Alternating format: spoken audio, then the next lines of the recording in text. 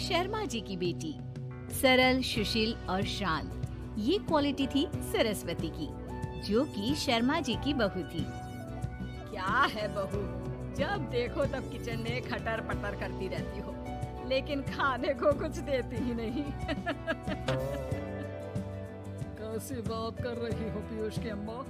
सुबह से 4 कप चाय, 2 बार नाश्ता और इतनी सारी बहू के हाथ की नमकीन तो खा चुकी हो, फिर भी ऐसा बोल रही हो? अरे कुछ तो डरो ऊपर वाले से। तभी वहाँ पीयूष आ जाता है। क्या है सरस्वती, इतनी देर लगती है क्या टिफिन बनाने में? एक काम है घर का तुम्हारे पास, वो भी नहीं कर पाती हो वक्त पर। आपका टिफिन टेबल पर रखा है और नाश्ता भी, बाकी का सामान बेड पर रखा है और अब मैं मंदिर जा रही हूँ। सरस्वती मंदिर चली जाती है। उसके जाने के बाद घर में, यार माँ कैसी गवाह लड़के से शादी करा दिया है। मंदिर, पूजा, किचन और सास ससुर के सिवा इसे कुछ दिखता ही नहीं है कि कैसे खुद को स्मार्ट बनाकर रहना होता है, कैसे लोगों से जुड़ना है, बातें करनी है, ऐश करना है। अरे पैसा बचाओ और कुछ आता ही नहीं इस लड़की को। जो क्वालिटी तू गलत तरीके से बता रहा है ना, दरअसल एक अच्छी गृहिणी की वही सारी अच्छाई होती है बेटा। घर को चलाना, समाज में इज्जत दिलाना और घर वालों का ख्याल रखना, और चाहिए ही क्यों? अरे क्यों नहीं चाहिए कुछ और? लड़की ऐसी होती है कि घर आए तो पूरा घर बदल कर रखते, सभी को खुश रखे, लेकिन बहू के अंदर तो ये सारी क्वालिटी है ही नहीं। अरे खुश तो उन्हें रखा जाता है जो खुश रहना जानते हैं। तुम लोगों को तो कोई खुश नहीं कर सकता। पिताजी, अब आप ही लोग सोचिए, क्योंकि मैं किसी और से शादी करना चाहता हूँ। आप लोगों को बहू के साथ रहना है या मेरे साथ? क्योंकि मैं अब इसके साथ नहीं रह सकता। मैं बहू को नहीं छोड़ सकता। उसके मरते पिता को मैंने वादा किया था कि मैं उसे बेटी बनाकर रखूंगा। तो ठीक है ना माँ, तैयार कर ले अपना सामान, हम दोनों किसी और घर में रहने चलेंगे तेरी नई बहू के साथ। अरे हाँ बेटा, वही ठीक है, लेकिन मैं तेरे पिता के बिना भी तो नहीं रह सकती। तो मेरे बिना रह सकती हो? ठीक है, मैं अकेले ही चला जाता हूँ। बेटा वहाँ से चला जाता है, लेकिन सास का दिल नहीं लगता। बहू मंदिर से भी हो आती है और फिर, माँ पिताजी खाना लग गया है, खा लीजिए। हाँ, तुझे बस आता ही क्या है, खाना बनाना और खाना खिलाना। अरे सुन, मेरे सारे कपड़े पैक कर दे। क्यों माँ जी, कहीं जा रही हैं क्या? हाँ बेटे, ये अपने बेटे के साथ रहने जा रही है, लेकिन घबरा मत, तेरा पिता तेरे साथ है। बहू समझ नहीं पाती कि उसके साथ हो क्या रहा है, लेकिन फिर ससुर उसे सारी बात बता देता है। बेटा, ये नई बहू कब आ रही है? मुझसे घर का काम नहीं होता। वैसे भी तेरी पहली निकम्मी बीवी ने मुझे किसी काम का नहीं छोड़ा। माँ वो बस आने ही वाली है, पर हाँ माँ, उसके आगे ना थोड़ा स्टैंडर्ड से रहना, क्योंकि वो थोड़े बड़े घर की लड़की है। उसका एक स्वैग है, स्वैग। तभी वहाँ एक बहुत सुंदर सी लंबी सी लड़की आती है। हे पीयूष, भागकर कैब से मेरा सामान ले आओ, और हाँ प्लीज एसी ऑन करके जाना। रीमा, ये मेरी माँ है। तुम चाहती थी ना कि मेरी माँ हम लोगों के साथ रहे। हेलो आंटी जी, हम लोग ना जल्दी शादी कर लेंगे, फिर मेरी जैसी टॉप लड़की आपको अच्छी बोलेगी। एक्साइटेड होंगी ना आप? पर नो इश्यू।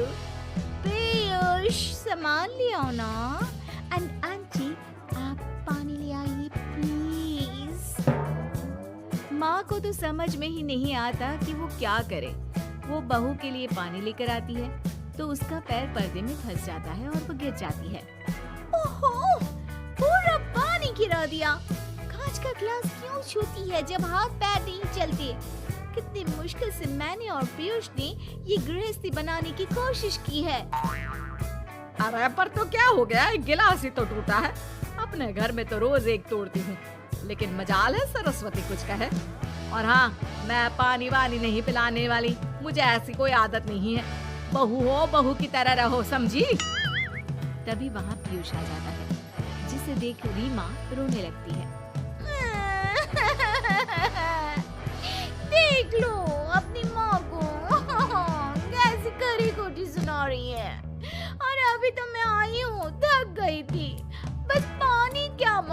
बेटा कह रही है बहू हो, बहू की तरह रहो।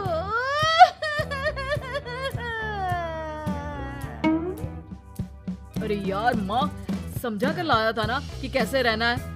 माँ ऐसा करोगी तो मैं भी नहीं रख पाऊंगा तुमको हमारे साथ। वैसे भी आप ये समझो कि रीमा ने खुद कहा था कि माँ को साथ रखना। अरे हाँ हाँ बेटा, वो सिर्फ इसलिए कि मैं घर का सारा काम करूं, बैठे बैठे इस महारानी को खाना पानी दूं। वैसे भी मैं जा रही हूँ, मुझे तो इस लड़की की शक्ल भी अच्छी नहीं लग रही। मेरी सरस्वती के आगे तो ये कुछ भी नहीं है। निकलो निकलो यहाँ से। मैंने सोचा था बिना पैसे का नौकर मिल जाएगा, लेकिन नहीं। कुछ लोगों को आदत होती है फ्री की रोटी खाने की। निकलो यहाँ से। बेहोश, धक्के मार कर निकालो इस औरत को यहाँ से।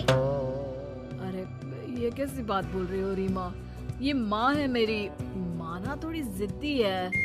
अरे वाह बेटा वाह, अभी भी तुझे मेरी ही गलती दिख रही है ना? कोई बात नहीं। माँ वापस घर आ जाती है।